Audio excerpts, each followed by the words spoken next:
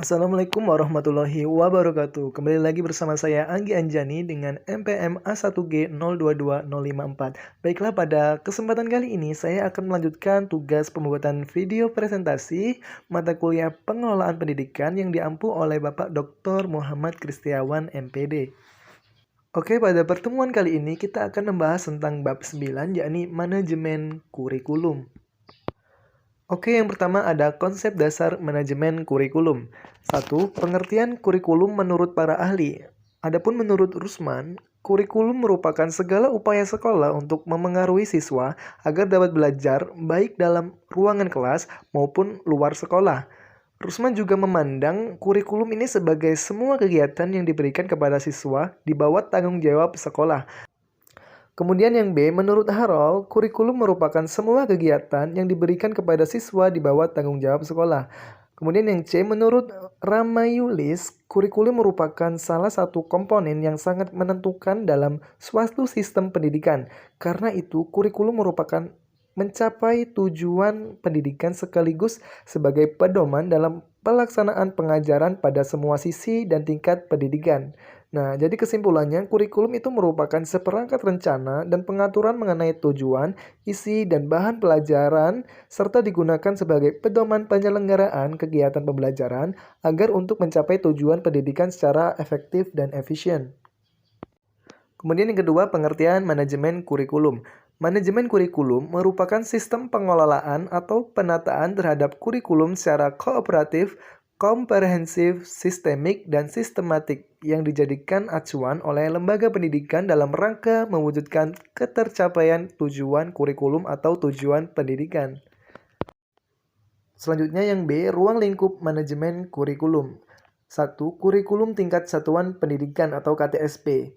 Menurut Rusman, mengemukakan bahwa dalam KTSP dikembangkan berdasarkan prinsip-prinsip sebagai berikut. A. Berpusat pada potensi, perkembangan, kebutuhan, dan kepentingan peserta didik dan lingkungannya. B. Beragam dan terpadu. Kemudian yang C. Tanggap terhadap perkembangan ilmu pengetahuan, teknologi, dan seni. Kemudian yang D, relevan dengan kebutuhan kehidupan. Kemudian yang E, menyeluruh dan berkesinambungan. Kemudian yang F, belajar sepanjang hayat. Dan yang G, seimbang antara kepentingan nasional dan kepentingan daerah. Oke, selanjutnya adapun menurut Lestari, secara operasional, siklus manajemen pengembangan kurikulum di sekolah terdiri dari 4 tahap. A. Tahap perencanaan. B. Tahap pengembangan. C. Tahap implementasi atau pelaksanaan. Kemudian yang D. Tahap evaluasi dan penilaian. Oke, selanjutnya penyusunan kurikulum dilakukan oleh satuan pendidikan dengan berdasarkan pada A. Standar kompetensi lulusan atau SKL, SD atau MI, kemudian SDLB atau paket A. 1. Menjalankan ajaran agama yang dianut sesuai tahap perkembangan anak. Kemudian yang kedua, mengenal kekurangan dan kelebihan dari diri sendiri. Kemudian yang ketiga, mematuhi aturan sosial yang berlaku dalam lingkungan. Kemudian yang keempat, menunjukkan kegemaran membaca dan menulis. Kemudian yang kelima, berkomunikasi secara santun dan jelas. Kemudian SKL SMP SMA. 1. Mengamalkan dan berlaku sesuai ajaran agama yang dianut sesuai dengan tahap perkembangan remaja. Kemudian yang kedua, menunjukkan sikap yang percaya diri. Kemudian yang ketiga, menunjukkan kemampuan menganalisis dan memecahkan masalah. Kemudian yang keempat, memahami hak dan kewajiban diri dan orang lain dalam pergaulan masyarakat. Kemudian yang kelima, menguasai pengetahuan yang diperlukan untuk mengikuti pendidikan tinggi. Oke, selanjutnya B, standar isi. Nah, standar isi ini dikembangkan oleh Badan Standar Nasional Pendidikan yang dibentuk berdasarkan Peraturan Pemerintah Nomor 19 Tahun 2005 yang mencakup 1. Kerangka dasar dan struktur kurikulum. 2. Beban belajar bagi peserta didik pada satuan pendidikan dasar dan menengah. Kemudian yang ketiga, kurikulum tingkat satuan pendidikan yang akan dikembangkan dan disusun oleh guru. Kemudian yang keempat, kalender pendidikan pada satuan pendidikan dasar dan menengah. Nah, kemudian yang C, pengembangan silabus. Nah, langkah-langkah pengembangan silabus menurut Rusman antara lain 1. Menentukan identitas. 2. Mengkaji standar kompetensi dan kompetensi dasar mata pelajaran. Kemudian ketiga, mengidentifikasi materi pokok atau pembelajaran. 4. Mengembangkan kegiatan pembelajaran. 5. Merumuskan indikator pencapaian kompetensi dasar. 6. Penentuan jenis penilaian pencapaian kompetensi dasar peserta didik. Kemudian ketujuh, menentukan alokasi waktu. Kemudian yang ke-8, menentukan sumber belajar. Oke, yang selanjutnya D. Rencana Pelaksanaan Pembelajaran atau RPP. Nah, penyusunan RPP ini didasarkan pada Peraturan Perundang-undangan Nomor 19 Tahun 2005 tentang SNP Pasal 20. Langkah-langkah penyusunan RPP antara lain sebagai berikut. Yang pertama, tuliskan nama mata pelajaran yang akan dipelajari siswa. Kemudian yang kedua, tuliskan topik atau materi yang akan dipelajari siswa. Kemudian yang ketiga, tuliskan kelas dan semester. Kemudian yang keempat, tuliskan alokasi waktu yang disediakan. Dan kemudian yang kelima, tuliskan waktu pertemuannya. Oke, selanjutnya yang kedua, manajemen mutu berbasis sekolah atau MBS. Nah, menurut Andang, MBS ini atau manajemen berbasis sekolah merupakan bentuk alternatif sekolah dalam program desentralisasi di bidang pendidikan yang ditandai oleh otonomi luas di tingkat sekolah dengan mementingkan peran serta masyarakat untuk ikut andil dalam mengambil bagian untuk memajukan pendidikan. Nah, pelaksanaan fungsi manajemen adalah membutuhkan keterpaduan yang utuh antara input, proses, dan output.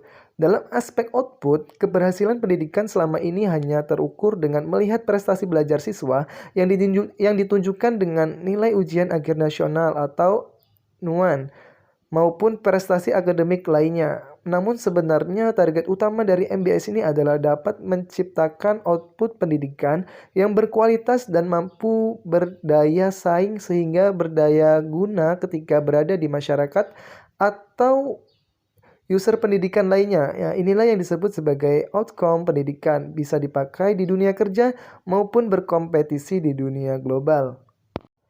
Oke, kemudian yang C, prinsip dan fungsi manajemen kurikulum. 1. Prinsip kurikulum menurut Sanjaya, agar kurikulum itu dapat berfungsi sebagai pedoman, maka ada sejumlah prinsip dalam proses pengembangannya sebagai berikut. A. Prinsip relevansi untuk relevansi internal dan eksternal. Kemudian yang B, prinsip fleksibilitas. Kemudian yang C, prinsip kontinuitas. Kemudian yang D, efektivitas. Kemudian prinsip kurikulum selanjutnya menurut Rusman diantaranya ada A. Produktivitas, B. Demokratisasi, kemudian yang C. Kooperatif, D. Efektivitas dan efisiensi, kemudian yang E. Menggerakkan visi misi dan tujuan. Kemudian kedua, fungsi manajemen kurikulum. Nah, menurut Rusman, fungsi manajemen kurikulum adalah A. Meningkatkan efisiensi pemanfaatan sumber daya kurikulum. Kemudian yang kedua, meningkatkan keadilan dan kesempatan pada siswa untuk mencapai hasil yang maksimal. Kemudian yang ketiga, meningkatkan relevansi dan efektivitas pembelajaran sesuai dengan kebutuhan peserta didik maupun lingkungan sekitar. Kemudian yang keempat, meningkatkan efektivitas kerja guru maupun siswa. Dan kemudian yang kelima, meningkatkan partisipasi masyarakat dalam pengembangan kurikulum. Menurut Sanjaya, fungsi kurikulum adalah sebagai berikut, yaitu fungsi integrasi, fungsi penyesuaian, fungsi diferensiasi, fungsi persiapan, fungsi pemilihan, dan fungsi diagnostik. Kemudian yang D, komponen kurikulum. Nah, menurut Sanjaya, komponen-komponen yang berbentuk sebuah kurikulum adalah sebagai berikut. 1. Tujuan yang ingin dicapai oleh pendidikan. 2. Isi kurikulum. 3. Metode atau strategi pembelajaran. Kemudian yang keempat, evaluasi atau penilaian pembelajaran. Oke, kemudian yang C, perencanaan kurikulum. Nah, perencanaan kurikulum menurut Rusman adalah perencanaan kesempatan-kesempatan belajar yang dimaksudkan untuk membina siswa ke arah perubahan tingkah laku yang diinginkan dan menilai sampai mana perubahan-perubahan yang telah terjadi pada diri siswa. Kemudian perencanaan kurikulum ini berfungsi untuk sebagai pedoman atau alat manajemen yang berisi petunjuk tentang jenis dan sumber individu yang diperlukan, media pembelajaran yang digunakan, sumber biaya, tenaga, dan sarana dan prasarana yang diperlukan, sistem monitoring dan evaluasi, serta unsur-unsur ketenaga kerjaan yang diperlukan untuk pencapaian tujuan kurikulum. Menurut Rusman, terdapat 3 sumber yang mendasari perumusan tujuan kurikulum, diantaranya sebagai berikut. A. Sumber empiris, B. Sumber filosofis, C. Sumber bahan pembelajaran.